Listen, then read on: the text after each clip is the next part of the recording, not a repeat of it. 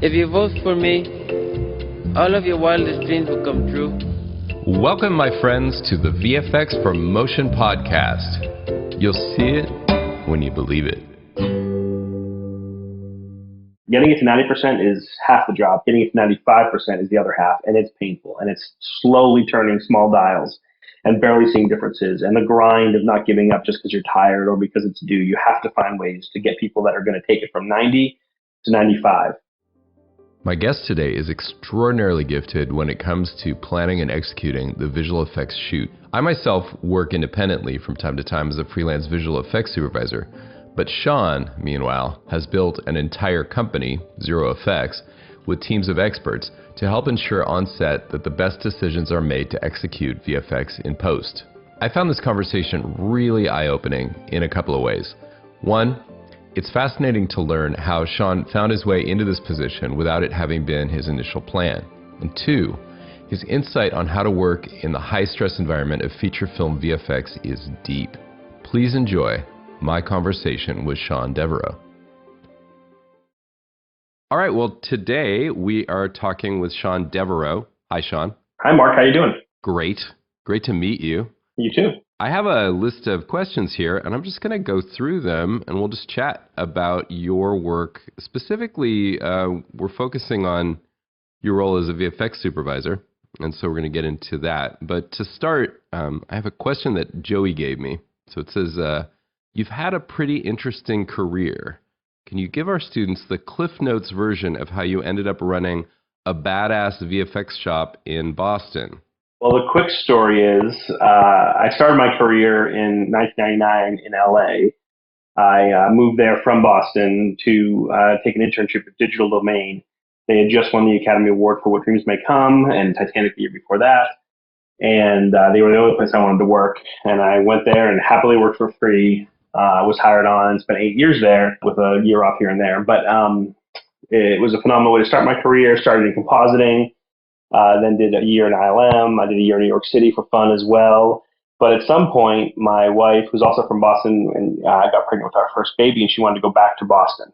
And my first answer was, I make movies, right? But she said, no, I think we can do it in Boston. And long story short is she was right. We started a company in our basement with 3 people, and it's grown to over 100 with offices in Los Angeles, Boston, and New York. And it happened slowly and organically. We, opened the company with $500 worth of IKEA furniture that we built in the basement, and grew it slowly and organically from there, getting one movie and one commercial at a time. And it was still a wonderful experience. Yeah, I don't know what VFX facilities in the Knots would have done without IKEA.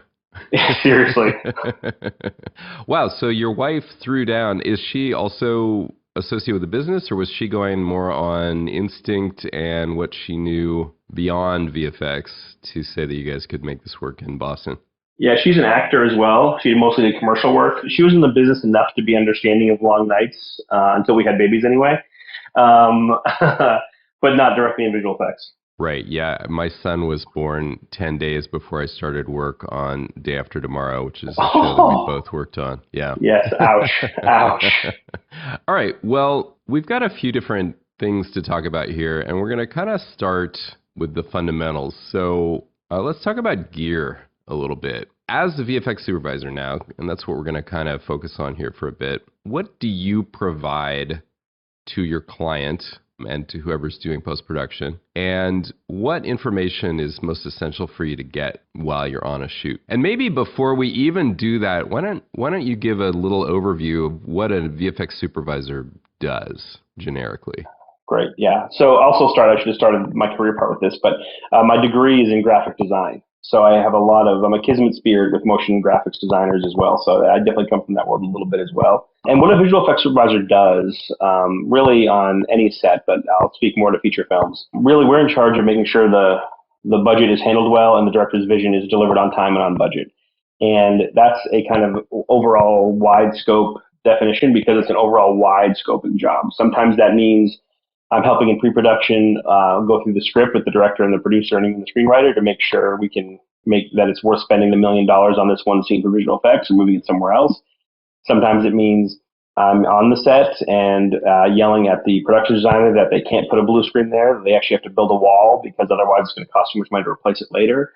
And it means in post-production, convincing the director that either A, we need to add crowd people in the background because it looks fake, or that we don't, so let's put money somewhere else.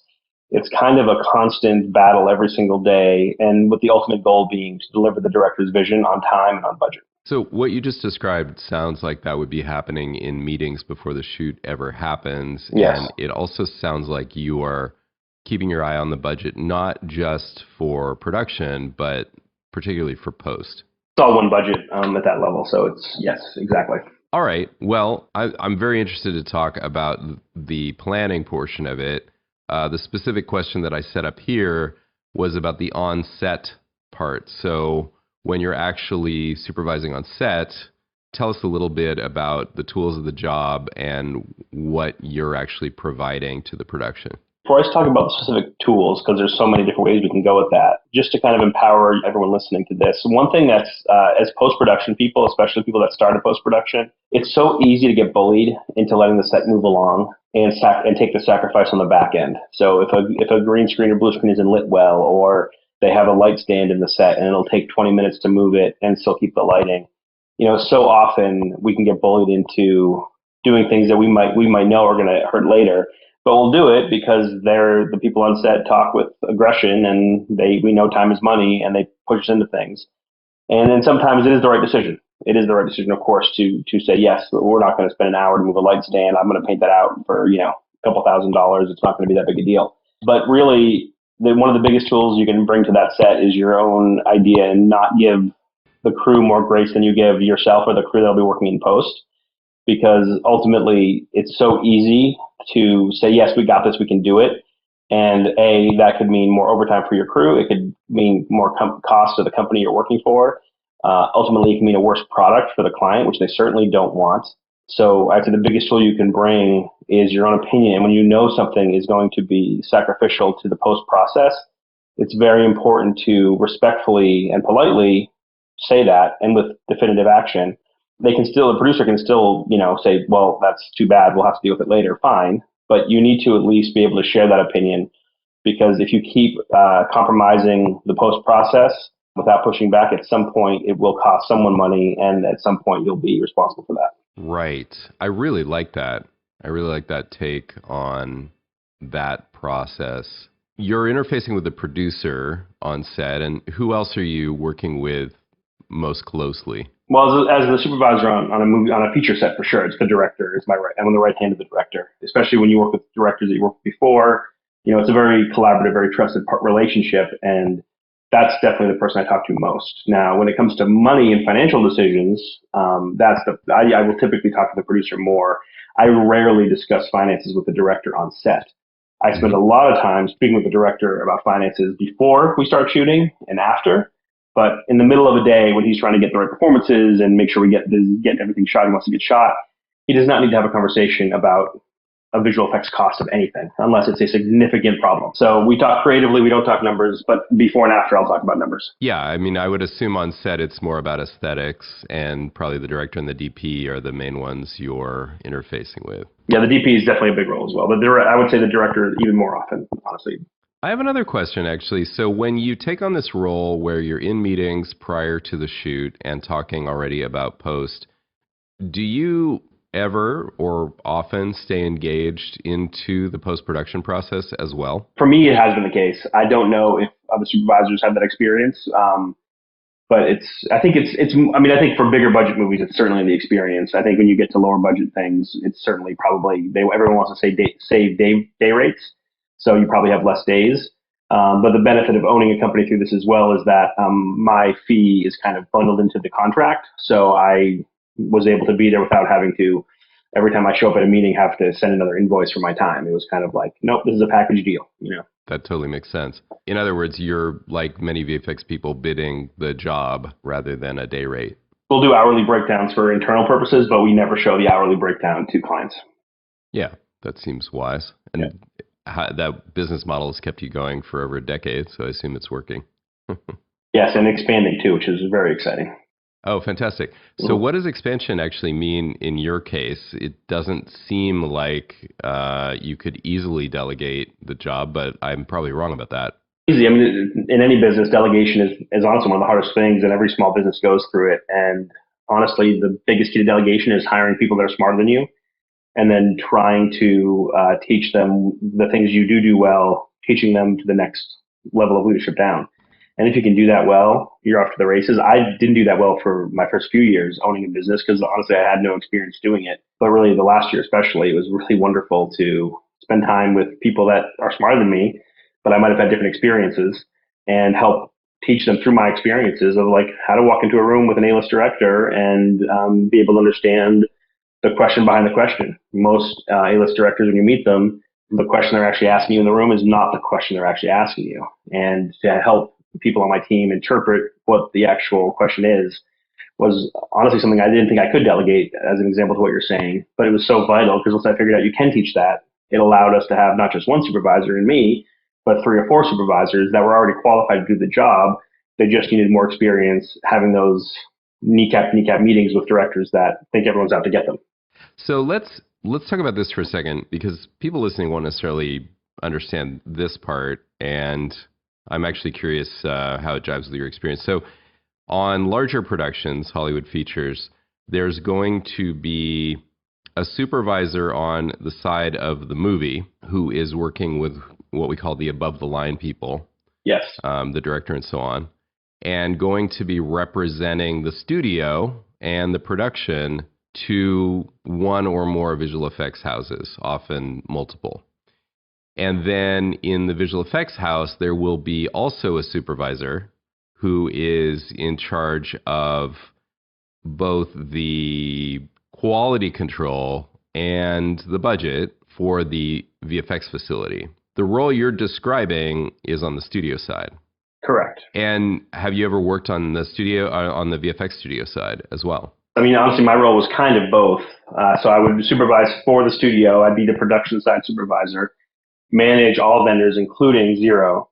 And then I would also be although as the last couple of years, I had another supervisor internal to Zero that really was the vendor supervisor for Zero. And I remained the overall supervisor and didn't have to get into the day in and day out work of Zero as far as like managing it and assigning shots and things. But that was relatively new. Early in my visual effects supervision career, I did do all of it, which was hard. Right. There's a question here, and I think it applies to what you were just talking about. So what happens when the director wants to shoot something in a way that makes you nervous from a VFX perspective? How do you navigate that? So that, again, goes back to your sort of sixth sense about when your client is actually asking maybe even something different than what they're saying. So the way I handle that, and you need to have trust with your director. So whether it's the first time you work with them, I mean, obviously the more you work with them, the easier it is. But if it's the first time you're working with someone and they're shooting something different from what was agreed upon and budgeted, it's very important you get them to shoot it the way that was budgeted as well. I am not for breaking up a creative inspiration. That's not our job. However, it is our job to make sure we get the new idea as an alternate idea and still get the original. Now, that can be overwritten on the set when you talk to the producer and the director together and they go, no, we love this new idea better. We know it's going to cost more money. Let's figure it out. But if the director's like, hey, we were going to do a locked camera and now we're going to do a full 360 around the room, that in most visual effects shots will cost more money. You have to be able to say to the director with trust, hey, I get it. I love the 360 idea. It's so much cooler, man. I love your idea. Let's get that. And let's also get the other thing. Because the good thing about the other thing is typically the way you were going to shoot it, that's less expensive, was probably going to be less complicated to shoot as well. So your job really is to do everything in your power to get the both ways done. That way, if in post, for both the director and the producer and the clients, you have an option. The director might say, I want to spend an extra $100,000 on this 360 move. And he might say, no, that $100,000 I want to put back to the climax. Let's not use it. Let's just go back to the locked camera. So you need to try to get both in that situation. Now, the initial questions I was asking about gear and so on really applied to on-set supervision. Yes. And the picture you're giving us is that you actually need to know about many different facets of production. So on set, there is special effects, which is when you're blowing stuff up. And yes, then the fun stuff. there is the visual effects shooting, green screens and so on, things that are intended to be altered in post. I think the practical effects often are also intended to be altered in post. But you have, I think the point there is you have a separate person who's in charge of firearms and yes. and explosions and pyro and so on. And then you also need to know a lot about computer graphics. You actually need to know what can be fabricated and what is the difficulty level of doing that. And actually, on the flip side of that, it sounds like you need to know about practical production and how much it costs to just build a thing rather than doing it in CG. Absolutely. And you need to know about all the cameras as well, and lenses and Yeah, all well, that. yeah, that's right. Yeah. That's right. Yeah, so how did you gather all that knowledge? Is it basically learn on the job? A lot of it was. I had some great mentors that, I mean, obviously from my even days as an intern, that would sit me down and like walk me through logarithmic color space and what that means and how to work with it and not break it, and all the way up to playing with lenses and cameras, looking for viewfinders. And you'll find on, especially on movie sets, I mean, I think it's different depending on the set you're on. But most people that do this thing we do for a living are very passionate about it, and most of them are very eager to teach the next generation how to do things. And asking questions, especially if they see or you're making effort on your own to do that and to learn, then they're going to be eager to teach you stuff. If all you do is lean on one person, ask them all the questions, and you never go to the ARRI website and look up camera specs, and you're always depending on someone else, at some point they're going to be like, go do some of your own work. But if you're doing the extra effort of doing the research, finding out about what lenses are new, finding out what camera tech is, and then asking questions to the specialists, they will chew your ear off, giving you all the knowledge they have very generously. Mm-hmm. So if one wanted to, like, let's suppose that everyone listening out there thinks you have the most awesome job in the world, and they're thinking, wow, I would love to learn to do that. What would be the ideal, training or even apprenticeship for that? That's a good question. I think there's so many different ways, and because there's so many different things that need to be done now, and on a movie set, the fun thing is with visual effects crews, especially on a major movie set, when I first started, you were lucky to have more than 2 to 3 visual effects people on a movie set at the time. Now you're getting 20 to 30 to 40 people as part of a major movie because of all the data we collect, all the virtual reality camera work we do, all the motion capture stuff that we do. So it just gives you a lot more opportunity to be able to learn from other people. The first time I ever supervised a movie set, I had never once stepped on a movie set before in my life. I'd been an artist for 10 years and knew how to create visual effects in a computer, but had literally never stepped foot on a movie set. And then to do it for the first time was petrifying. And I had no idea of even who to hey, I need a table and some power run for my laptop. I didn't even know who to ask because I had never been told on a movie set whose job that is. And when was that? What year? That was 2010. That was Ben Affleck was directing The Town. And so you were the solo VFX pro on the set that time, or? Yes, my business partner Brian Drews was the VFX producer, and we were both on it together. And neither one of us had ever been on a movie set before. Right. So I'm guessing you started out, you shot some HDRs. What else at that level were you offering the production? Yeah, so it was data collection, of course, HDRs of every single setup. As many basic measurements as we could do. It was a heavily 2D show. It was a lot of blood squibs and extra additional destruction, so there wasn't a lot of CG to it. So we decided not to do the expense of a LiDAR scanner, which is just a 3D scanner that allows you to scan the entire environment and get accurate measurements of it. At the time, those were very expensive and cost prohibitive to us. But what we didn't realize is it saves you a whole bunch of time because then we got to run around every set with a tape measure and do it manually, which honestly probably cost us money because put that data back together in the computer as well, with its lack of accuracy and things, So the camera report has the distance from camera to subject, but you're measuring the distance from everything to everything. Exactly. We should know the size of every window. We should know how far away the window is to the door. We should know, measurement, the angle of the camera, things like that. And depending on the camera crew, you may get very minimal camera data. So you need to know the lens that was used, the focal length, and all these things that are in the moment on the fly are hard to do. Yeah, I mean your better first AC will be recording that, and but you can't necessarily depend on always having the best first AC, I guess. We skipped past this a little bit, and I realized that a lot of people won't be familiar. So if you don't mind, just shooting HDRs on set, because that is when I've been called out to just be a day player on set supervisor, that's the main job. So you want to talk a little bit about what that is and what are the tools for doing it and how it gets used? Yeah, so every 3D software package now that I'm aware of has the ability to take in HDRI images. HDRI images are basically, you can do them with either a silver ball or you can do them with an actual 180 millimeter fisheye lens. And what you do is you shoot a 360 degree multiple exposure map of the room or the exterior you're in, whatever set you're on, ideally from the position of the subject. So if there's a person, you want to shoot it from where the person is, whatever the focus of the camera is. And that can, most often than not, you do it in multiple locations. And you shoot that with a standard DSLR Canon, 5D Mark IV or whatever.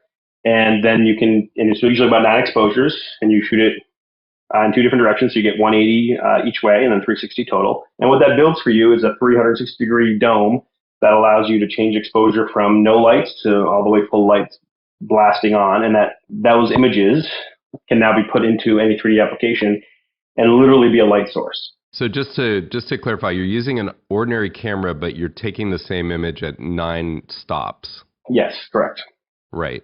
So and is something we're going into a bit in the course, is what that actually means. So that is offering you equal or more dynamic range than the camera is able to get on set, but definitely, gives you the latitude to completely relight the scene as needed, and most importantly, to kind of get any CG elements you're putting in, get them with natural lighting.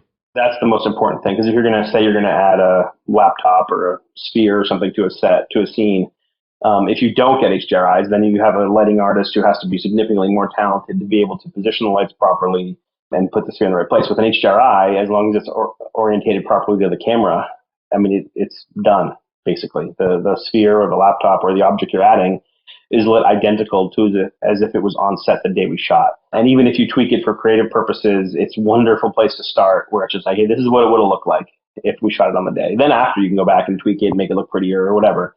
But at least you're starting with a place of photoreality. And if that's the goal of the project, getting a quick version out like that is very easy and gives the clients tons of confidence.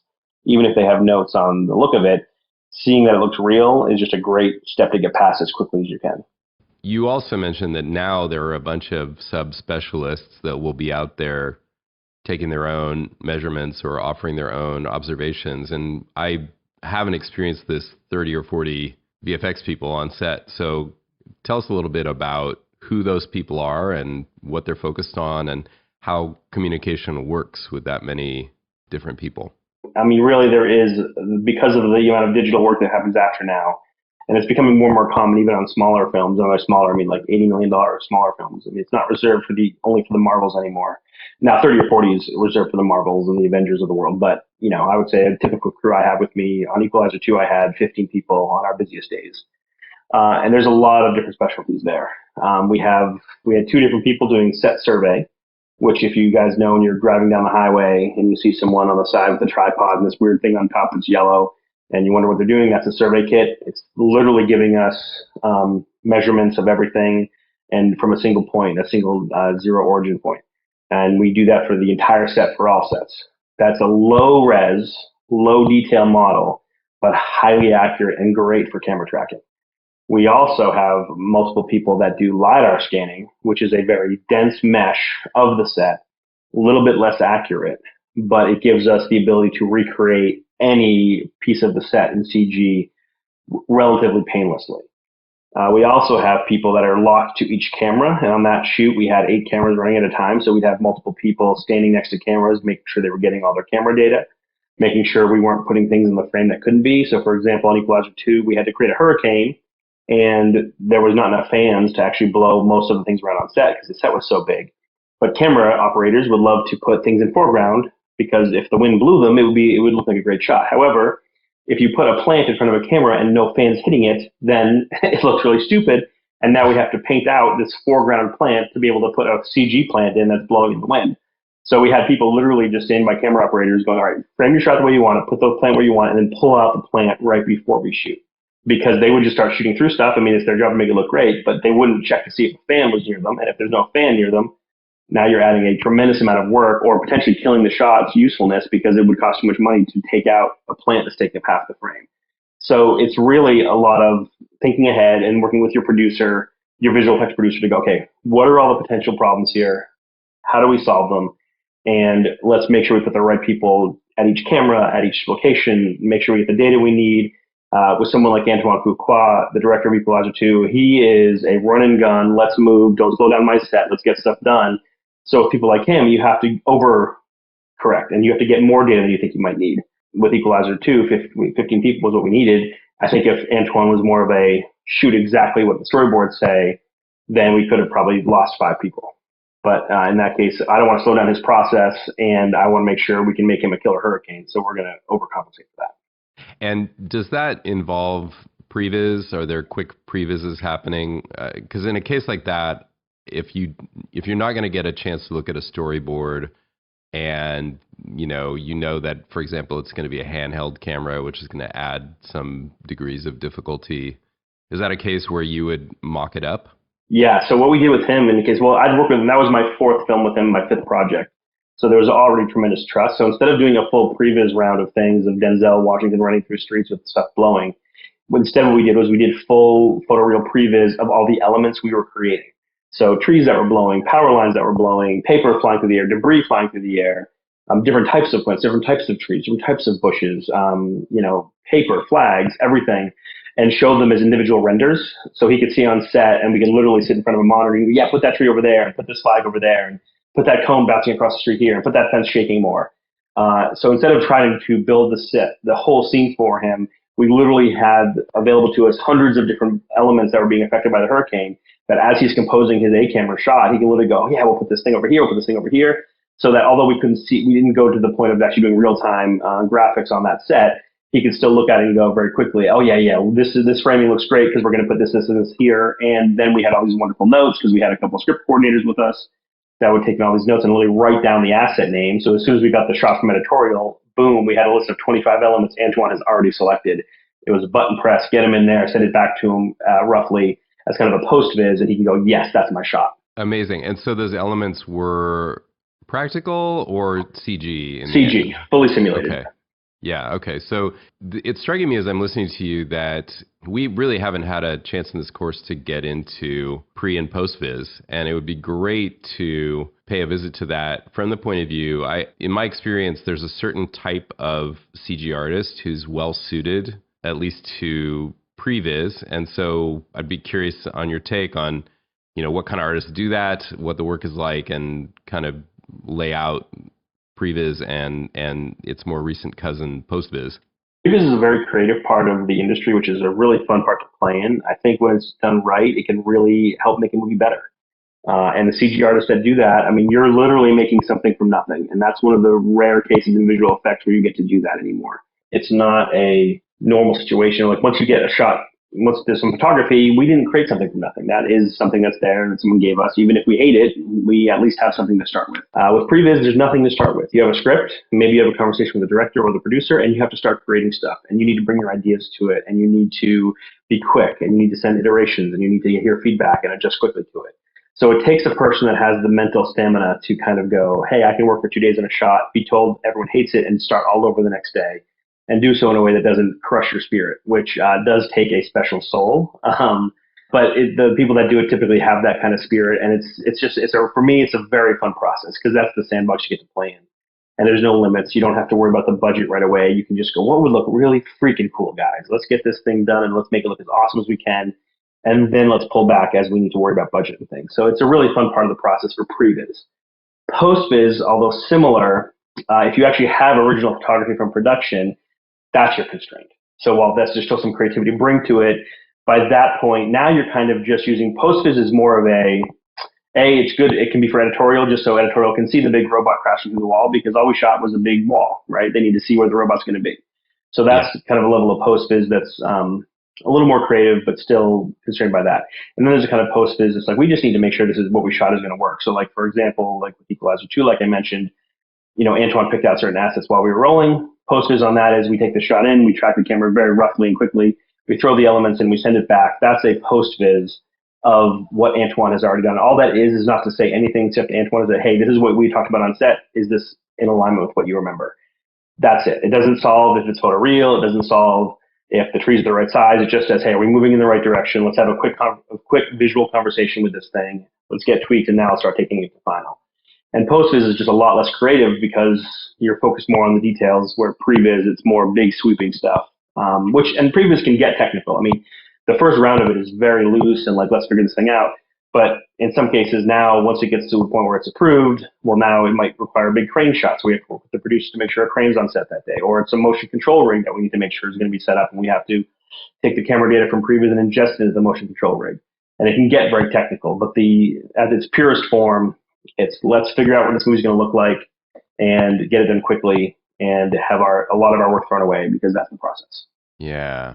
Wow. Great breakdown. Really appreciate that. Sure. So in terms of your job, what differentiates someone who's, good enough from someone who's really great? You've given us a few pieces of this, knowing many different arcane parts of production and being proactive about understanding everything from how the camera works to construction and crane, all the kind of heavy equipment that can come on set. More generically, if one were thinking, wow, I wonder if I'm cut out for a job like that, what would make someone really great at this job? I think, and this is going to sound like such a cheesy answer, but I do think it's true. You need to have tremendous humility. And I know, especially in this kind of interview, that probably doesn't sound like I have that humility, but I have confidence in what I do, but I also know I don't know anything. And I'm very willing to defer to department heads, to ask lots of questions, to build relationships with crew members so they can help me see mistakes that I'm going to make before I even make them. And this is not a, show up on set, pump up your chest and feel good that all these people are running around because you said to do something. This is a collaboration, a partnership, and my best friends I work with are on movie sets because these are all very passionate people. If you're on a Hollywood movie set especially, these people are world class at what they do. You do not know everything by any stretch of the imagination. You can learn something from a PA who's there on his first day all the way up to the producer who's been doing it for 50 years. And my job number one is to listen. And if you are doing it because you like the idea of the power, lack of, in quotes, power of being a supervisor on set, just don't do it. You're never going to make it. And there's no joy in that for you. Because if you're not going to work your butt off, actually nothing in this industry is going to do well for you. So. Right. Here's a Joey question, and he's calling out the case study for Southpaw that is on YouTube. I'm sure we'll link to it if you want to check it out. The question is, if you have such a good eye for detail, then you end up with a bunch of work where nobody has a clue that you did anything at all. Does it ever bother you that your work can be largely invisible? I have my own answer to this one, but I'm curious to hear how you respond to that. I'm a storyteller by trade. Visual effects are the medium in which I get to do that. But I really, like a lot of people love Star Wars that are in visual effects. I loved Forrest Gump. When I found out Gary Sinise had legs, I was like, I'm moving to Hollywood. Let's go. And I love that you watch my movies and don't know what we did in most cases. Southpaw in particular, every single punch in that movie that is supposed to land actually lands. Their faces warp, the gloves bend, sweat flies off, every single one. And it was the first time in my knowledge of movies ever done that. And, at first, when you watch the movie and you just use sound effects to make the hits, we looked at it and we're like, wow, this actually kind of looks okay. The sound effects do a lot of the work. Maybe we don't need to do all this. And Antoine was like, no, it doesn't. He's a boxer by trade as well. He's like, no, this is not looking right. You got to go do it. So we did, 30 seconds of one of the fight scenes and put it up there. And to see the difference of just using sound effects versus us actually bending and warping each arm into each other's faces, it is tremendously different. Now, most audiences will never know we did anything, and thank goodness. But the visceral nature of seeing people's faces bend even in real time, you notice it, even if you don't know what's happening. It really did change the violence and the kind of intensity of the fights. Yeah, I'm definitely right there with you on that. The metaphor that came to me while I was hearing you talk is, let's say you're a carpenter or a craftsperson helping build a house, and you know that your joins and everything are really good and they're meant to never be seen. And I just feel like people are going to walk into that house and know it's well built. And I love using the house metaphor in general for filmmaking, because basically what making a movie is, especially once it's in production, we're all making a house. The only difference is we're all working at the same time. So the plumbers are working with the electricians, working with the painters, and the foundation people. It's the chaos of building a house, except the foundation people don't get to go first. They're building the foundation while we're building walls, while they're building the roof already. It's this kind of controlled chaos that is, if those of you get an opportunity to do it, it is super fun. Yeah, and you never want to be the one everybody's waiting for. That's for sure. Exactly. Another question Joey threw out there has to do with instilling attention to detail on the team. You've spoken to this, and I think I would ask this maybe when you're interviewing your team, how you discern for this. I mean, there are painstaking things one has to do both in prep and when actually working on shots, and that's just how it is. But how do you find people who are going to meet your level of detail, and kind of how do you screen for that? It is difficult in the interview process. You can ask some leading questions, certainly. Personally, I am very low detail as far as when I'm looking at a shot, I'm really focused on the overall impact on the movie and not that specific shot. So because of that, I specifically hire people and promote people within that have the ability to, really look at the detail. Like I'm so in detail. I've been looking at a shot I looked at for months, and I'm focusing on, for example, a southpaw shot where the spit's flying the right way. I'm focusing on the impact and the intensity of the hit. And, an intern could say, hey, there's a light stand in that shot. I'm like, what? I've been looking at the thing for a month and I didn't notice it, because I'm so focused on the stories, the priority of the story, not anything else. So I make sure I hire people that are highly detailed. And really what it comes down to, I don't think it's a detailed question as much as the stamina question. If there's people that are willing to stop at 90% done, they cannot be on your team. 90%, I can teach a monkey how to do. It's getting it to 95% that is the hard stuff. And it's actually really half the effort. Getting it to 90% is half the job. Getting it to 95% is the other half. And it's painful. And it's slowly turning small dials and barely seeing differences. And the grind of not giving up just because you're tired or because it's due. You have to find ways to get people that are going to take it from 90 to 95. And even higher potentially on certain cases. But that's really what it is. And it's not so much a detail thing, because some people obviously are more naturally gifted in detail. But what you really need is people that are going to push through and never be satisfied. And really, ultimately, you want them to be the ones saying, I don't want to put my pen down. And you're saying, it's okay, put your pen down, you did it. So really, it's a drive thing more than a detail thing. Great answer. I like that. Let's see. Okay, so now let's move over to the topic of creativity. You've picked up some VFX creative director credits recently, it seems. Is that true? Yes. Yeah. So it sounds like a cool job. So what does a VFX creative director do? And in what situations does that position even come up? I can say I'm actually curious how long that one's been around. I think it's a pretty recent development, but I wouldn't be able to say when that became a thing. Multiple definitions of it. I'll speak to the way I kind of got to do it, and I got to do it the fun way. So as the company started to scale, and I couldn't supervise every movie we do, but our clients wanted to work with me, I was able to basically take on the role of VFX creative director, which really was, for lack of a better word, VFX senior supervisor. So what I got to do is still stay intimate with the filmmakers and make sure creatively we were getting what they needed done, but I wasn't actually the one executing it on a day in and day out basis. So basically, I got to do all the fun stuff I love and none of the detail work I hate. Cool. Yeah. And so it comes about, I think I understand it. So it's like, we want to work with you, John. We know you're booked on this other show for 4 months. Yes. If you could just carve out 3 days to go over our script with us and help us plan before we hire somebody that we don't trust as much as you to then take it with your notes. It was a bigger commitment than that. It was more than 3 days because I was still involved throughout the whole project, and I still would look at the shots and improve them before they went to clients and things like that, and make sure we were pushing our creative abilities. But it wasn't my job to do the shot assignments and make sure that the actual production was running well. That really was the producer and the supervisor working directly for the vendor or for Zero, depending on the case. Does that pull you on set?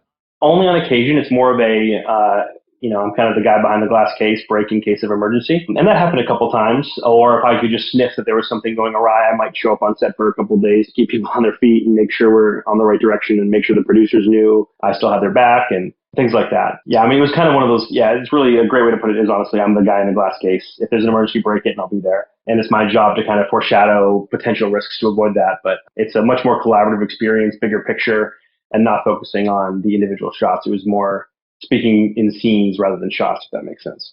Just looping all the way back to you being in Boston. So obviously you're on planes to a degree. Oh, yes. It sounds to me like there's even if you were in LA, that would be the case. Correct. And for various reasons, I mean, LA does not get the lion's share of production that it used to, but also, locations and so on. So actually, I'm sure situations come up where being in Boston is actually an advantage. Honestly, I think I was able to start sooner in my career as a supervisor because of Boston. And then, yes, because I shot quite often in Budapest and places like that. And it was kind of central to Europe and to LA. So I've earned lots of miles in both directions. Let's see. So let's talk about something really germane to School of Motion, which is the fuzzy line between VFX and motion graphics. And it's something that I'm playing around with a lot as we kind of go through this course. So the bottom line for a visual effect, certainly for a compositor, but really everybody contributing to the shot, is that the shot needs to be believable. It needs to keep you in the story.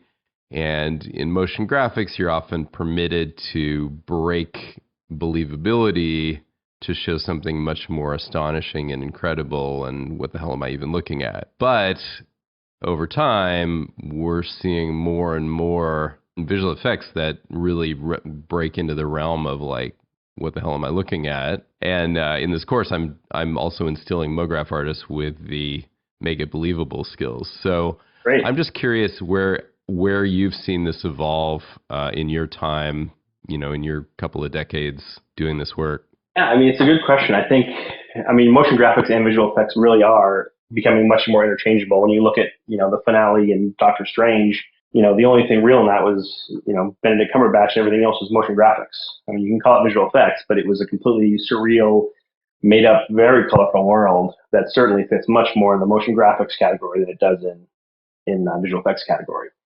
So there's that with features, and of course with commercials and things like that, with motion graphics and title sequences and things. They're tremendously photoreal and very impactful. And I think it just comes down to the story you're trying to tell, and the marriage of the two comes down to what's right for the project. And it's really exciting now that kind of we've been able to break the barriers on both sides of things. Mm-hmm. Do you see the two as fundamentally different? I do. I think the biggest difference is, I think, with motion graphics, and it's something I kind of alluded to earlier. In motion graphics, much like previs, you're in many cases creating something from nothing. And I think you get to really be more creative in that space and bring your own creative juices to it, where in visual effects, you have to tell the story, of course, but in many cases, you're going to be dealing with photography that someone else created. And there's a comfort in that because you don't have to think of everything. And with motion graphics, because you're only limited by your own imagination when you start, especially, it's a wonderful and scary place to be. But I think someone that comes up through motion graphics and trains that way, regardless of where you want to end up, the muscles you build starting from nothing and creating will serve you extraordinarily well through any artistic endeavor, especially one like this where you can't do it alone. You need to work with a team. Your ability to creatively problem solve, the sky's the limit if you can get comfortable with that. Yeah, I'm going to give you big props for that observation. I've definitely had the experience at the artist level of, and you probably have too, you hire someone who is a very accomplished visual effects artist, and you bring them into something that's a little more abstract and more in the motion graphics realm and say, here, just work your magic, do your thing, kind of. I.e. in visual effects, it's often a bit assembly line and cut and dry what the actual work is. There's artistry that goes into it, but here's your shot, here are your elements, go to it. And motion graphics can be like, well, we're trying to create this kind of feel, or we're basing it off of this, or what have you. Or we've got this illustrator who did this thing we really like, but we need to interpret that into, a three-dimensional direction or whatever. And that's a really different, it almost feels like, I don't know if it's a different kind of person, or it really has to do just with mindset. I'm increasingly convinced it actually is about mindset, and that's what you're talking about, that if you come up through motion graphics, you face those situations where you have that moment where you're like, I actually have no idea what they're asking me to do, but I have to move forward anyway. Yeah, absolutely. I think it is a mindset thing, and I think those of you that are starting in motion graphics, you're such an advantage. Whether you're going to move into video games, stay in motion graphics, go to visual effects. Early in my career, I started as a compositor. Everything came to me at least with some elements, and it took me a lot longer to build the confidence that I have the ability to to do this job. I remember once I was 2 years into my career, and no one told me to do this, but I had like God raised to a shot, and had birds flying in it, and had like dust kicking up, like way above and beyond what the scope of the shot asked for. And the supervisor loved it, and I said, "Oh, that's cool. You're not mad that I did that?" And he said, "No, that's your job to do that. Like, you don't need me to tell you everything to do." And it was the most freeing and scary thing that I ever heard. But from that day on, I set forward going, it is my job to make the shot the best it can be. And I can't be limited by anything, including the photography. But man, that's a hard muscle to build, especially if you don't start that way. I love that observation. We could close it there, but I have one more question, and it has to do with the film business. So notoriously, visual effects is beaten down in production budgets. It's always, well, on the type of productions you're working on, visual effects is most likely the largest line item unless they've got some really, really major talent who claimed, a fifth of the budget.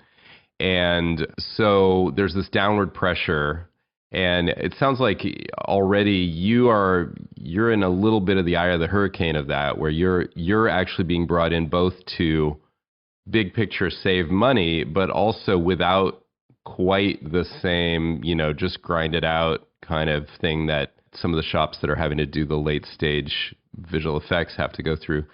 I'm just curious, it seems to me based on what we were just talking about that, the real skill in movies and just in general, but let's just talk about movies in Hollywood for a second. The skill of being able to start with nothing and create something is still kind of miraculous and is still a thing that can command really good compensation. Because if you're a writer and you can take a blank page and write me a story that moves me, or if you're a concept artist and you can create characters or environments that are unlike anything I've ever seen, you've differentiated yourself in a way that you're really the only one, because you're the only one who made it that way. I'm just sort of curious because it really sounds to me like from what you're saying, that is a building trend actually for the people who fall into the kind of area where you're working. Does that seem true? It does seem true. And I think it's because